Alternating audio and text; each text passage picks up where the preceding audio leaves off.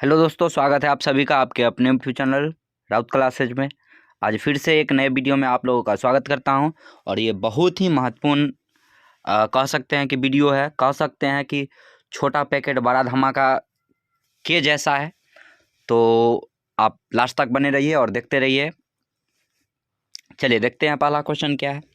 ये solid state का part 2 है, ठीक है, और बहुत ही महत्वपूर्ण है, इसीलिए लास्ट तक बने रहिए। अगर आपको अच्छा लगता है तो शेयर भी इसे जरूर कीजिए अपने दोस्तों के साथ। तो चलिए पहला क्वेश्चन देखते हैं। देखिए क्वेश्चन पहला क्या है। पहला क्वेश्चन है कि यदि किसी यौगिक का तिर्यानुपात 0.225 से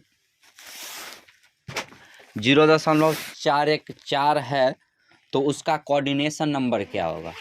उसका कोऑर्डिनेशन नंबर क्या होगा। ऑप्शन देखिए, पहला ऑप्शन है 3, ऑप्शन बी में 4 है, और ऑप्शन सी में 6 है, और ऑप्शन डी में क्या है, तो ऑप्शन डी में है 8। तो अगर आप जानते हैं तो जल्दी जल्दी बता दीजिए कि किसका कितना होगा, ठीक है। चलिए, अगर आप नहीं जानते हैं तो हम ही अपने बता देते हैं। देखिए रेडियो रेशियो का एक टेबल आता है, ठीक है, जिसमें देखिए क्या होता है कि 0.115 से 0.225 के बीच में अगर रहे ना तो इसका कोऑर्डिनेशन नंबर 3 होता है। क्या होता है? 3 होता है। कितना होता है? 3 होता है। यदि 0.225 से 0.414 रहे, कितना रहे? 414 रहे तो उसका कोऑर्डिनेशन नंबर 4 होता है। कोई दिक्कत?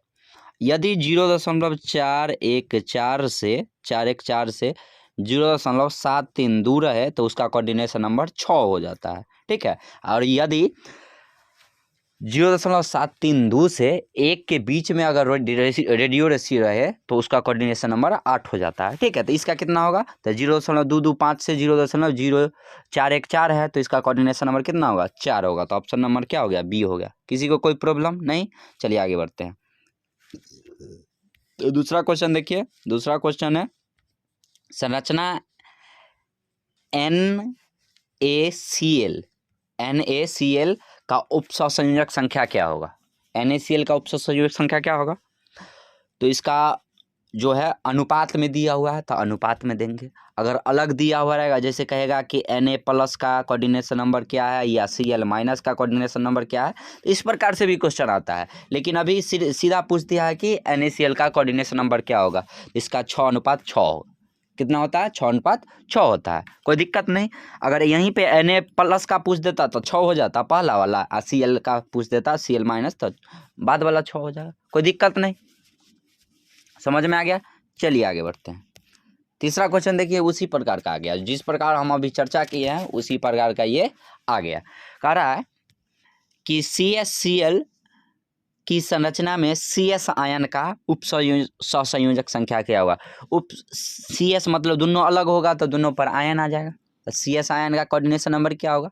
तो इसका जो होता है CaCl का संरचना, इसका कोऑर्डिनेशन नंबर का अनुपात 8:8 होता है, या कुछ भी रहे।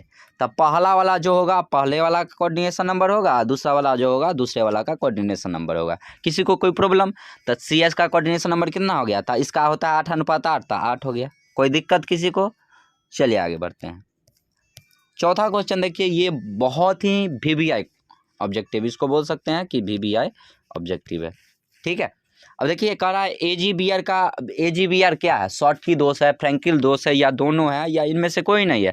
तो AgBr एक ऐसा यौगिक है जिसमें दोनों गुण पाया जाता है, शॉर्ट की दोष भी पाया जाता है और फ्रैंकिल दोष भी पाया जाता है। किसी को कोई प्रॉब्लम? कोई प्रॉब्लम नहीं। चलिए आगे बढ़ते हैं। अगर प्रॉब्लम होता है तो आप जरूर बताएं। देखिए पांचवा क्वेश्चन कर रहा है कि किसका घनत्व परिवर्तित होता है। किसका घनत्व क्या होता है? कि परिवर्तित होता है। ठीक से पढ़िए, परिवर्तित होता है। और शॉर्ट की दोष है या फ्रैंकिल दोष है जिसका कि क्या होता है? फोकस घनत्व परिवर्तित होता है। जल्दी जल्दी बताइए। तो देखिए फ्रैंकिल एक ऐसा दोष होता है जिसका परिवर्तित नहीं होता है। फ्रैंकिल दोष का क्या होता है? तो घनत्व परिवर्तित नहीं होता है। और शॉर्ट की दोष का क्या होता है? तो घनत्व परिवर्तित हो जाता है। इसका आंसर क्या हो गया? ए। शॉर्ट की दोष का घनत्व क्या हो जाता है? परिवर्तित हो जाता है, मतलब कम हो जाता है। कोई दिक्कत? चलिए छठा क्वेश्चन। अब देखिए इससे एक और क्वेश्चन पूछ सकता है। कि किसका घनत्व कम हो जाता है।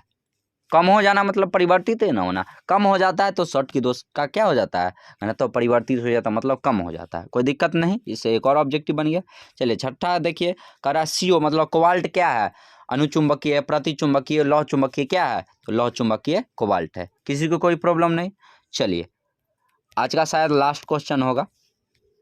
करा वैसा पदार्थ जो चुंबक की तरह व्यवहार करता है, चुंबक के तरह जो व्यवहार करता है वो क्या कहलाता है, तो लौह चुंबकीय कहलाता है। किसी को कोई प्रॉब्लम, तो देखिए कुल मिलाकर ये दोनों पार्ट मिलाकर के आपको 10 और 7 17 का ऑब्जेक्टिव हो गया। एक दो और ऑब्जेक्टिव कहीं छूट गया है तो हम बता देंगे, ठीक है। तो तब तक के लिए बाय बाय, टाटा, जय हिंद। ठीक है, फिर मिलते हैं नेक्स्ट वीडियो में।